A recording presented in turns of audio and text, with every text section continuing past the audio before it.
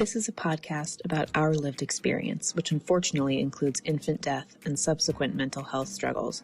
Please take good care of yourself and only listen if this content feels safe for you right now.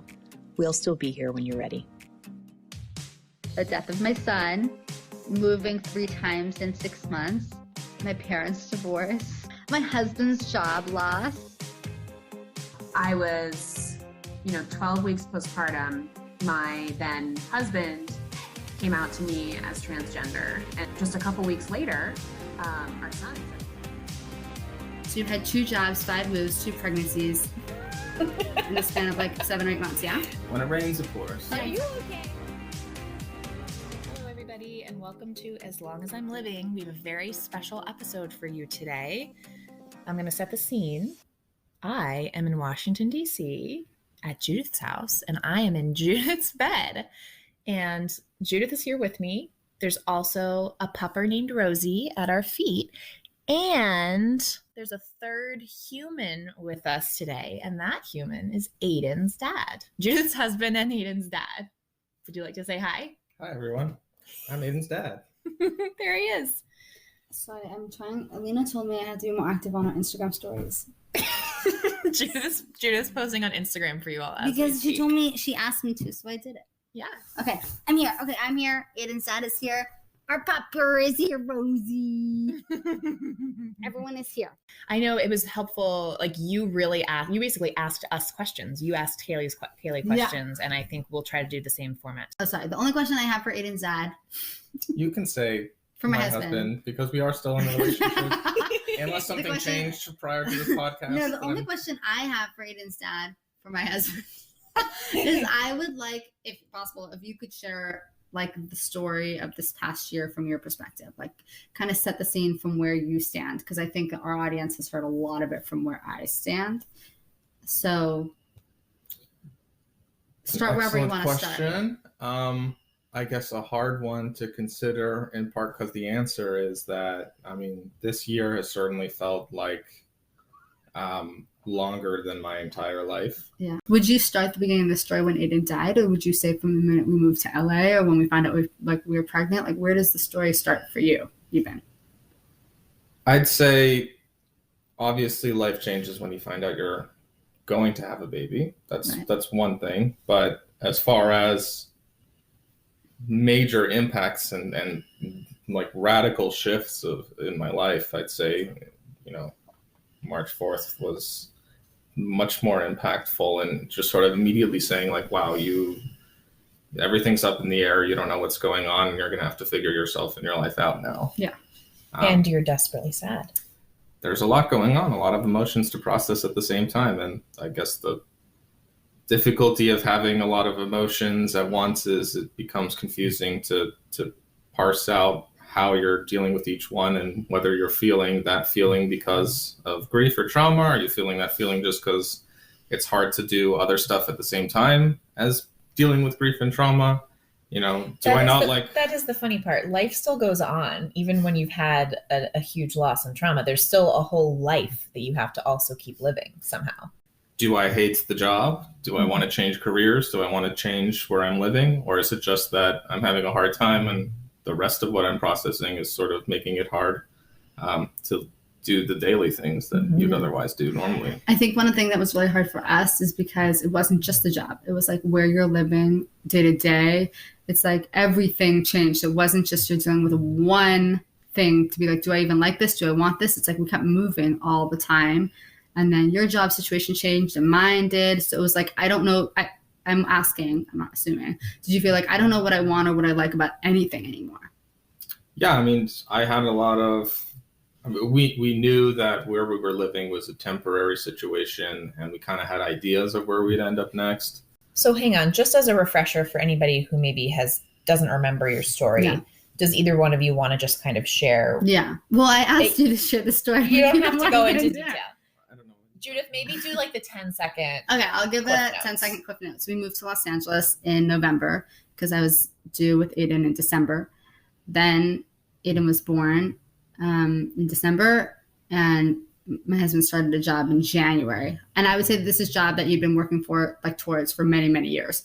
this was like in the works for a lot of years. It was like a reflection of how well you did in your schooling. And it was like a culmination of a lot of factors. You started that job like the end of January. Aiden died on March 4th. Then we moved in with my parents right after Aiden died. So we were living with my parents. You were living with your in-laws, which I'm sure is a challenge in its own. And then your job, you guys part ways. And then that was like right after I decided to permanently leave my job. And then we moved out of my parents' house. My parents announced that they were separating. We moved 5 times in 3 months. And then you got a new job. And that's how we ended up here in DC. Did I miss anything? Oh, I got pregnant. Oh, and I got pregnant again. Oh, yeah. Sorry, I got pregnant again. So that was it. So we had like a billion moves. You lived with your in-laws. Your wife had a baby. She was postpartum. Then your baby died. Then she became pregnant again. Then you had to find a new job. So you had 2 jobs, 5 moves, 2 pregnancies in the span of like 7 or 8 months. Yeah. When it rains, it pours. Are you okay? Are you okay? Not really, but did I get that story right? Did I miss anything? Okay, got it. Okay. So people know Judith pretty well. So I think my first question for you would be, how did it feel? And we'll talk about you. We can talk about you more in a second, but how did it feel to watch Judith go through all of that as someone who adores her? It's clear to me. By the way, I want to say this is my first time meeting Judith's husband. And one of the things that is so striking about seeing you two together is you adore each other. Aww. It's so obvious. So how did it feel to watch? They're high-fiving. How did it feel to watch Judith go through what you guys have gone through? I mean, it's hard, clearly. I think I like knowing that I can be there for Judith and try and help her, and to whatever extent I can take care of her when needed. It's obviously harder to do that as well when you're also going through something. Like, it wasn't just Judith was going through something, we both were. So it was hard for me to have the bandwidth and capacity to even offer myself to help her out, and to see the person you love so much suffering, and knowing you can't really help, both because that's just like nothing's really going to help so much, and also if only I had the capacity to do that, but I can't. Yeah. It's difficult. It makes the process hard because the person you love so much is clearly, you're still living together, you're seeing them go through such a hard time. You walk in and they're on the floor. Our listeners know how much time we spend on the floor. It's great to know that there's something she can do to help herself, but to know that it's only helping a little bit and I can't help more. It's hard to see that. Mm-hmm. You can't help more because you yourself don't have the capacity, and because there's nothing to do. And to the extent that I can help when I'm feeling better and more up to things, I do, whether it's even just simple things like being the person to take care of groceries, laundry, or food or whatever. It's like, good, that's one less thing clouding your mind on a hard day. But the day is still only 5% better if you're going through a tough spot, there's nothing that I can offer. Yeah. So last night, while I've been here in DC, we've been doing some setup of this new baby's nursery, and we've gone shopping. And one of the things that you and I were talking about last night at the store was that so much of the baby gear and the advertising and all of that is geared toward the mom. And I have noticed in the lost community, so much of the support and everything is geared toward the mom, the gestational parent. And I want to know, what does it feel like? And you don't have to go into any amount of detail if you don't. Whatever amount of detail you want to share is what I would like to hear. What does it feel like to be the father, the grieving father? Do you find that there's enough support for you? Do you feel how does it feel different than what you see Judith going through? I mean, so much of that is cultural that it's hard to tell.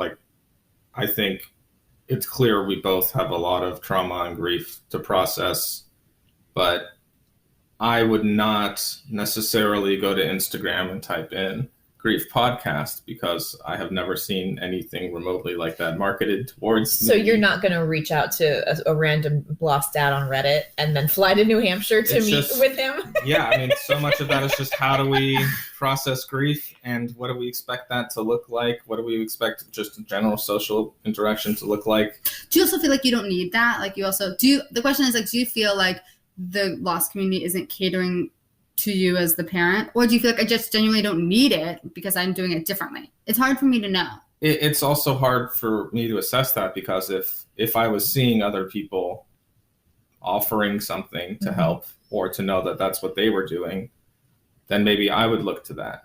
But it's not there, and it's not advertised to me. It does not display it in any way on Reddit, Instagram, or otherwise, really, or at least not that I've seen. So why would I even think to process it that way? So much of it is just I have to take care of it in individual therapy, or just by myself, or try and talk it out with friends or something.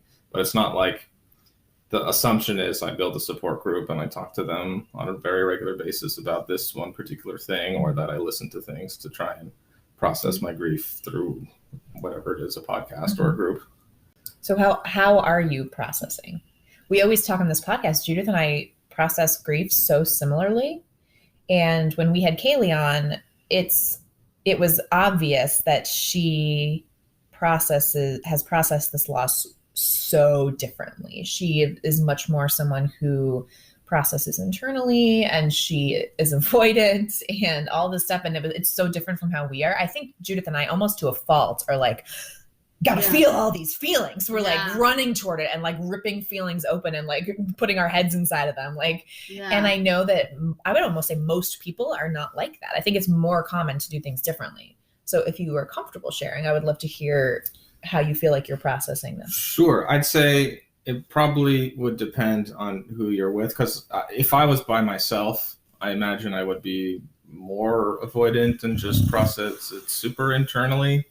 But if you live in the same house as someone who is constantly drilling you onto your current emotional status, and even if it's not about you, just let me sit down and explain how I'm feeling.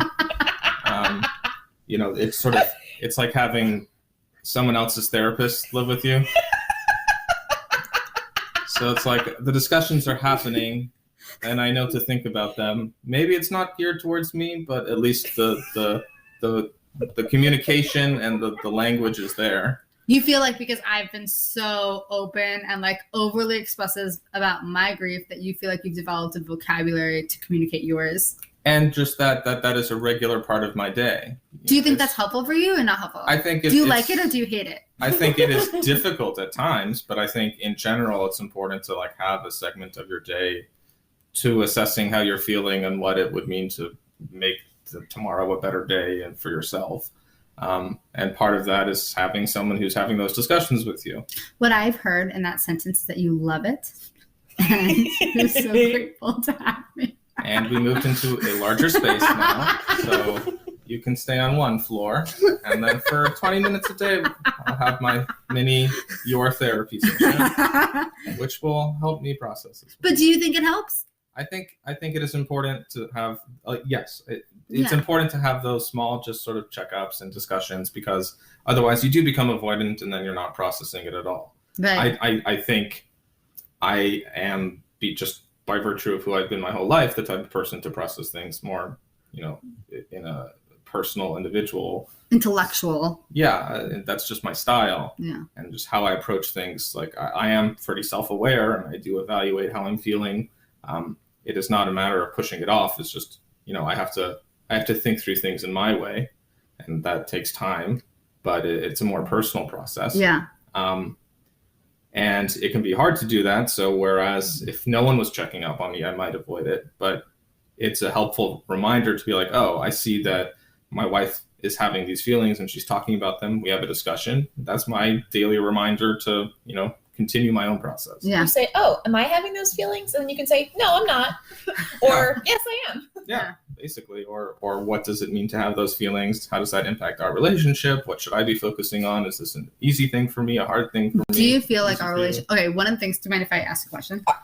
When Aiden first died, how many people said to us, like, you can't let this ruin your marriage. Like, this is a horrible thing to lose your son, but now is the time where you have to cling to one another or else you're going to lose your marriage too. Can I just say I got a lot of that also, which was extremely painful. Yeah. Knowing that we were separating, that was like real rough. But anyway, yes. But how many people said that to us?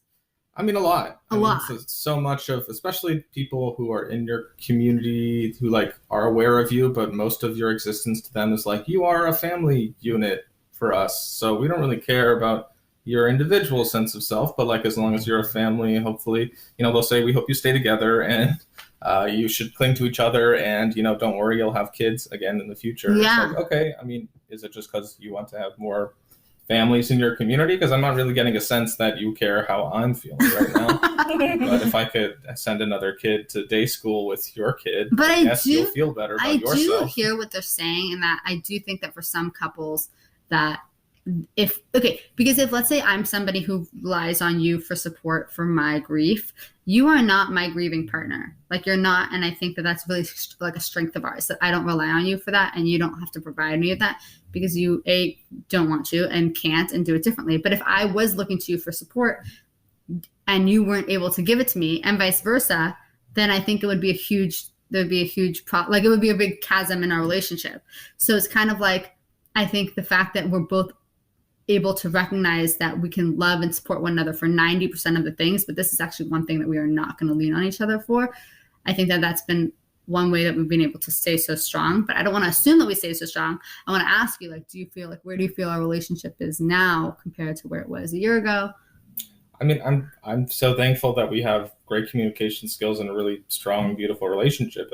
I think. Do you feel like we've become like a stronger relationship? In a lot of ways, yes, because every time we go through anything difficult, obviously nothing in the past has been nearly as hard, but it's just sort of knowing that we've developed the skills to move past difficult things and stay together is a very powerful thing. And just us being able to acknowledge, like, hey, if we're both going through a hard time, maybe instead of dragging each other down, we just, whether it's paying people to help us out and various things, not just therapy, like practically just like, maybe you need the better movers or something to take that thing off of your plate. Where should I send my bill for my services? Alina wants to get paid. Who charges the higher hourly rate between the two of you? You just swap. Maybe you can get a tax credit. Honestly, on that note, how does it feel? Because Judith was just saying, like, you guys don't, like, she doesn't rely on you exclusively for grief support, and I know you do rely on me a lot for grief support and vice versa. Yeah. How does it feel to know that some of your wife's like deepest, most intense feelings are being shared with who is essentially an internet stranger? If it works, it works. I mean, there are many I thought you were going to say, like, yeah, great, take it. Yeah. I mean, it's almost like I wish I could shoulder that burden myself, but that's just unrealistic. Mm-hmm. It's like, I want to be your friend, your support system, your therapist, your doctor, your psychiatrist. You're like, no, that's unrealistic. Yeah. What's wrong with having other people part of your circle? Like, more friends, the better. Like, I'm sorry. Can we pause for a second? Because Rosie, we have a dog on the bed and Rosie is snoring. So listeners, Rosie, if you hear what sounds like... Puppy, could you not sleep so deeply? We have a very happy, sleepy dog who is so tired, who is snoring so loud right near where we're recording. Hello? Also, part of our sphere of support circles. Yeah, Rosie. Rosie has been integral to our emotional health. Yeah, seriously, we love Rosie. And she hasn't billed us once. Yeah, no, we paid for her a lot of times. But she's very sweet. We love her. Anyway, okay, sorry, what was the next question? What is something that has surprised you about grief? And you can take as long as you want to think about it, because I'll just cut out the dead air. I mean, all of it. I haven't experienced grief before. I mean, I'd say, like, on the initial, like, when things first happened, just, I'm typically very introverted, pretty muted emotionally. I'm not super emotionally expressive unless I'm specifically communicating something with Judith, just like to work through things or whatever. But just to feel the depth of emotion that I felt when we've lost Aiden, like, that was shocking. That was surprising to feel the depth of that pain and sadness. That's not something I normally would even knew that I had in me.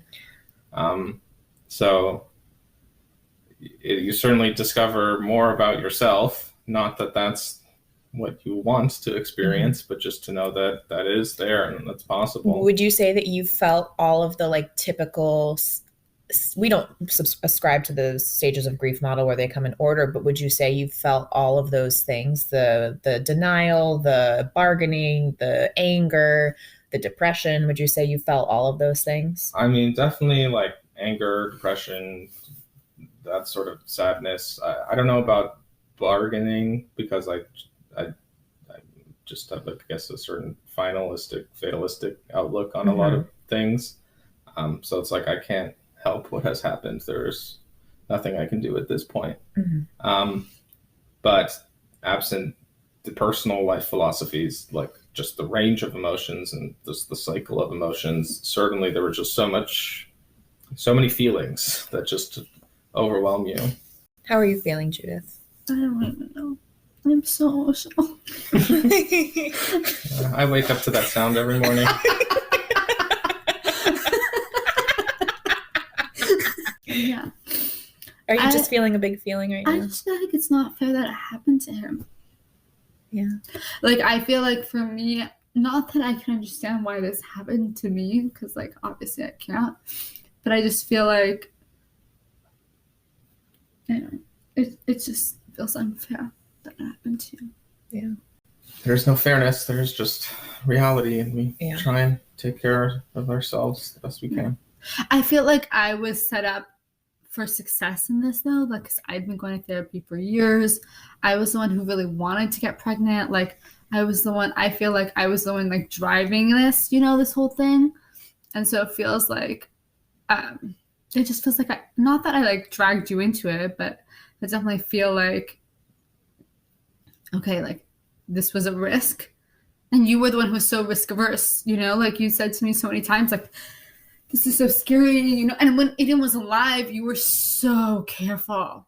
Like, not that I wasn't careful, but like, you really were like to a T, like measuring things and calculating things, and like, you wanted to burp him in the perfect way. Like, you really were afraid like, you were really like just conscious.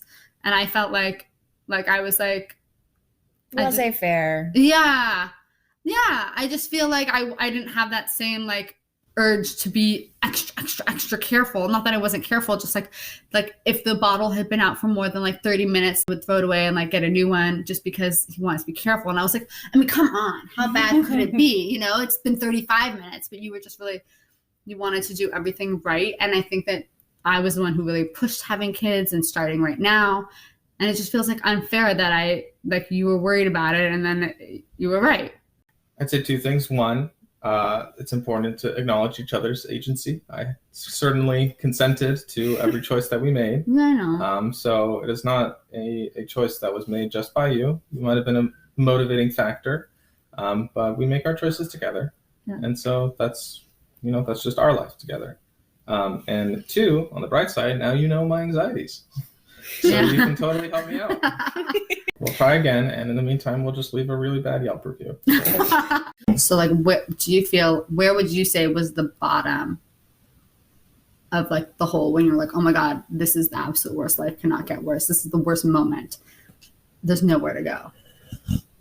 I mean, very shortly after it happened would usually be the bottom, because there was no processing. There was no, let's feel like, how can we help each other? How can we see that life does move on? It was just like, well, shit. Do you remember, like, moment, like I told the podcast the story when I threw the wedding cake on the walls? Like, do you remember a moment where you were just like overwhelmed with that feeling of like, oh my God, my life is so bad. How did this happen? I mean, I feel like your emotional roller coaster has way higher highs and more pronounced lows. Mine will just be like a day or a week where it's just like, if I jumped off a bridge right now, I'd be cool with it. Like, that's fine. Like, that is a very relatable feeling. Yeah. It's not like ups and downs. It's just like, yeah, now that I'm thinking about it, my entire thought process for the past 3 days has just been like, I don't care. Like, so what I always say is that I would relish, especially in the beginning, I would say that I would relish the opportunity to be dead. Not that I wanted to kill myself, but just that it would be a relief. Right? Yeah. Because it's just so bad. Is that how you feel?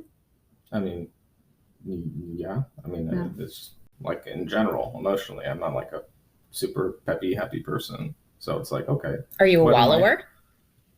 I don't wallow in things, but it's more just like if I live my life at a 5, that's fine. 5 out of 10. Yep.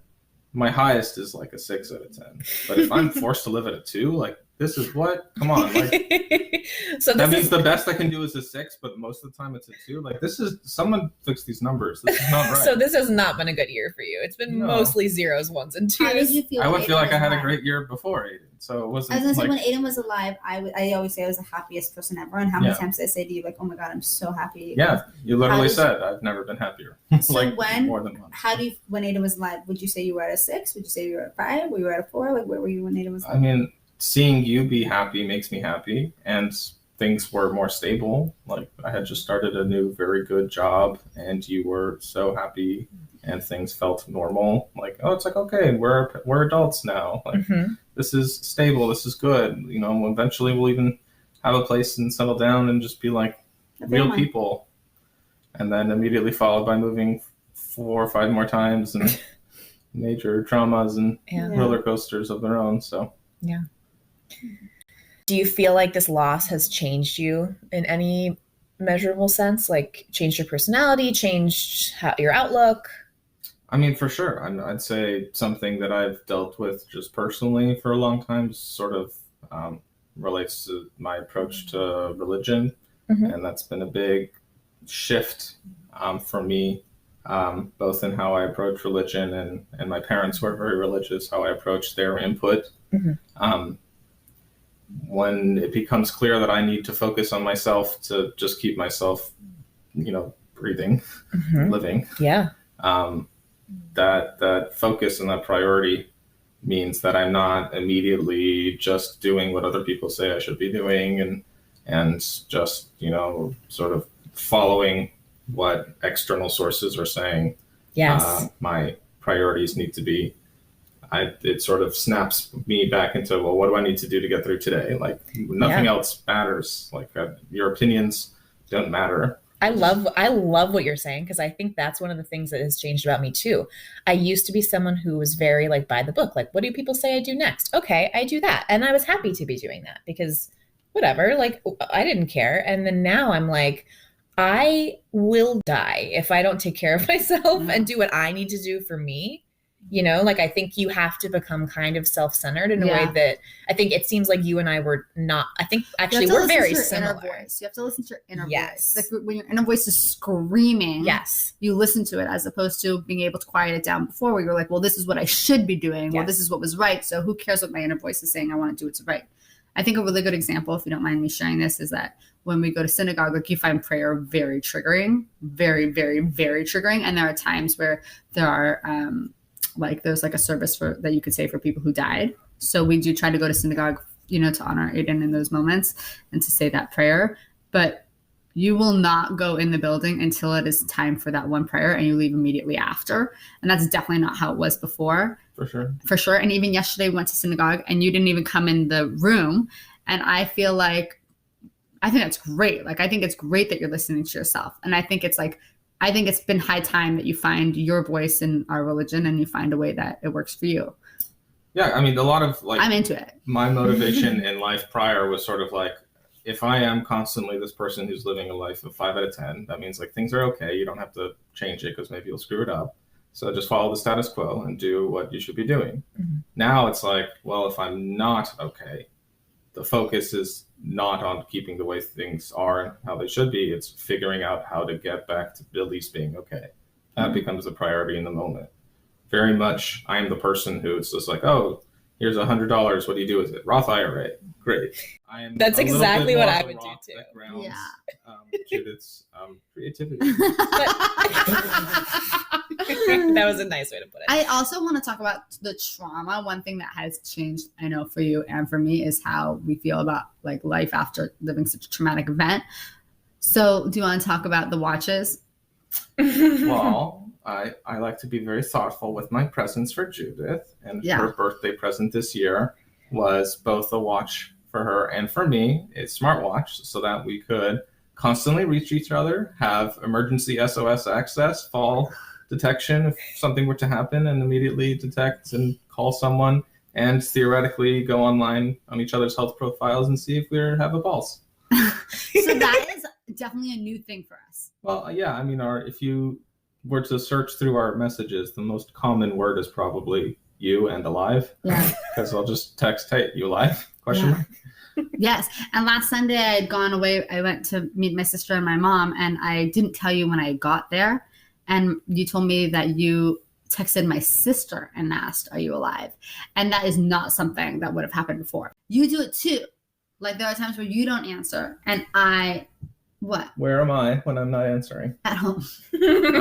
I am within normally shouting distance, but my headphones are on. Yeah. So I only take my watch off when I'm. But do you remember, like within a week after Aiden died, I woke up in a panic because I couldn't find you and you were in the office. I didn't know where you were. And my heart was, I mean, when I say, I literally thought you were dead. I think that beforehand you would say to me, I think you'd go to that isn't rational. Like I think you tried to explain to me like the statistics of a healthy person just dying in their bed are really, really low. And I could maybe think about that before I go into a full-blown panic. And I don't think that's now how you respond. Now you say like, yeah, I get it. Statistics are valuable in life.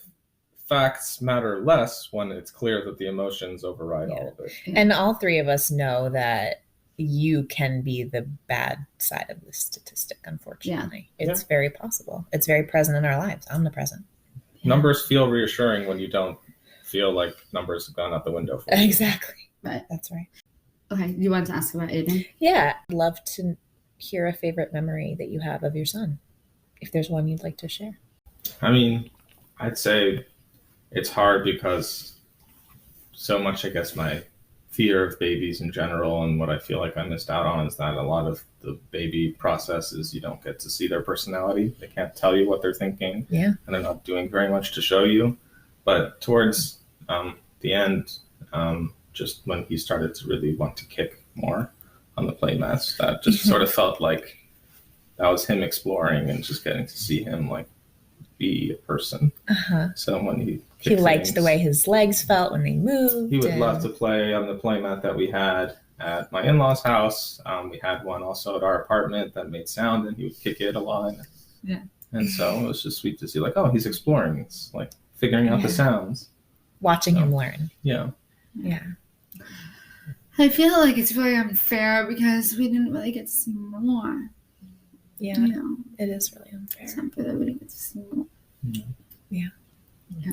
How was it watching me be like a mom? Because I feel like watching you be a dad was really, it was better than I expected. Well, we both knew you were going to be great. There was no question there. I expected you to be kind of like how you are with our niece and nephew, which I would say is at an arm's length distance. Arm's length. And my arms are pretty long. Yeah, I was expecting you to be like that when they were babies. Like you were not interested in playing with them as babies. So I was like so pleasantly surprised when you were like always doing like little rocket ships and like you were also trying to make them smile and like you also, you know, you were like so, but like even more than that, you were like, I think when I think about like our parenting styles, like you were really like solutions oriented. So like if the baby like was having a hard time pooping, like you were like on that. You researched different things. You got him to go in different positions. You would like, you know, you were like bicycle, on it. Yeah, bicycle case. Yeah. And I was, you know, you were like really into finding solutions to the problems. So yeah, I guess I want to know, like, how was it watching me be a mom and how did it feel? It was no question that you're going to be a great mom. The person who said that this, like, I've never been happier is a great mom. Because regardless of how they're doing, like, you know that they're going to raise someone who's going to be happy with them. Yeah. The love is so obviously there, and it's just so cute to see. Yeah. So. Yeah. I think one thing that's special about what we both, our parenting philosophy is that we both really want our kid to be like themselves. And like we both really want to support them to however they end up. Yeah. They deserve to be themselves. We don't have like pre-constructed notions of how we want them to turn out. We just want them to turn out as like themselves. Yeah. Which I think is special. Yeah. Which I like about your parenting philosophy.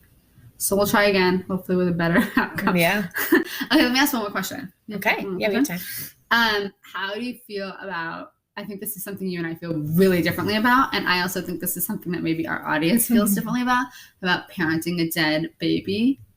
I know this is something we have different philosophies about. So like, how would you, like, what would you say your parenting philosophy is about parenting a dead baby? Because you know that I think it's really important to make birthday parties and cake and talk about him and put pictures of him everywhere.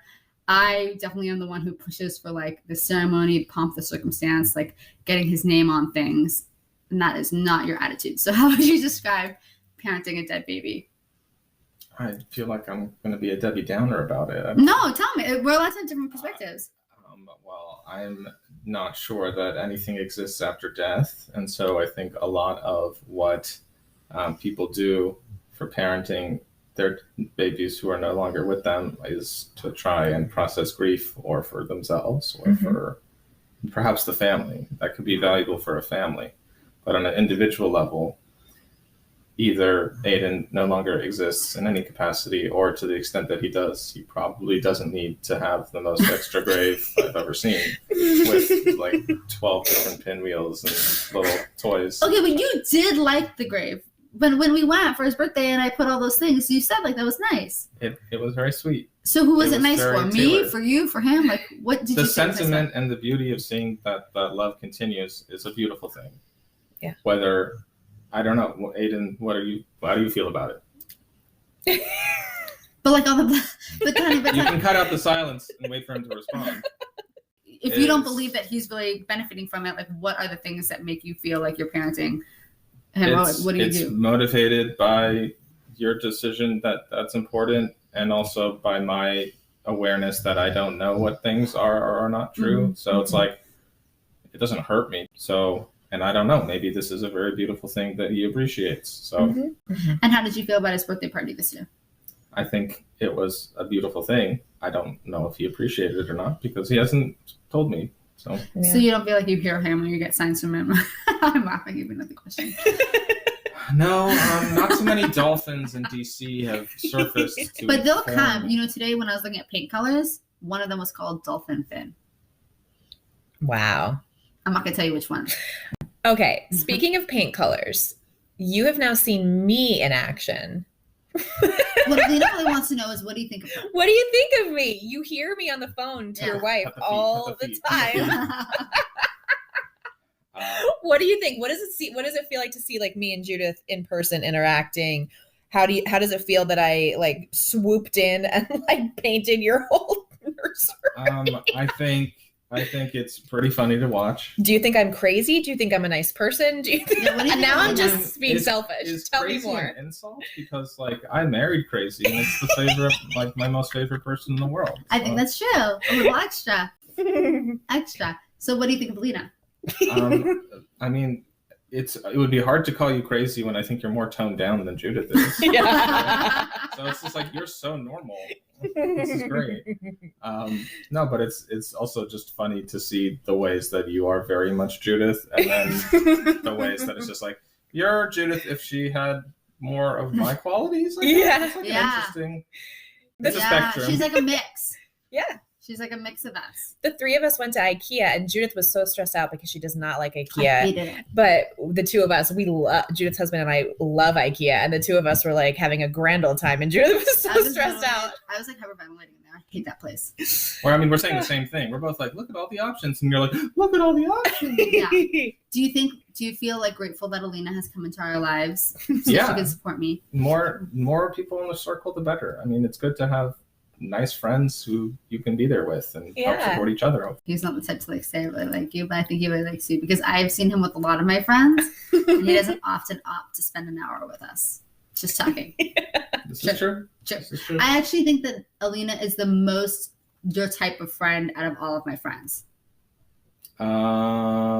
Maybe. I think that's not a coincidence because I think you are a little bit different, right? Yes. Like with the loss. Yes. You know, and so like I'm one of the friends that you've made since the loss. So it makes sense that I would be a little bit different. And you are very different, Judith, from all of my other friends. Yes. And you are very different from all my other friends as well. So I would not be surprised that my husband finds you the easiest to get along with because I would say that most of my friends, if I am like, if there's a spectrum and my husband's on one side of the spectrum, Alina's in the middle, and I'm on the other side, my friends are even more on the other side. You know what I mean? My friends are further and further and further on the Judith side. Yeah. So you're like definitely the closest.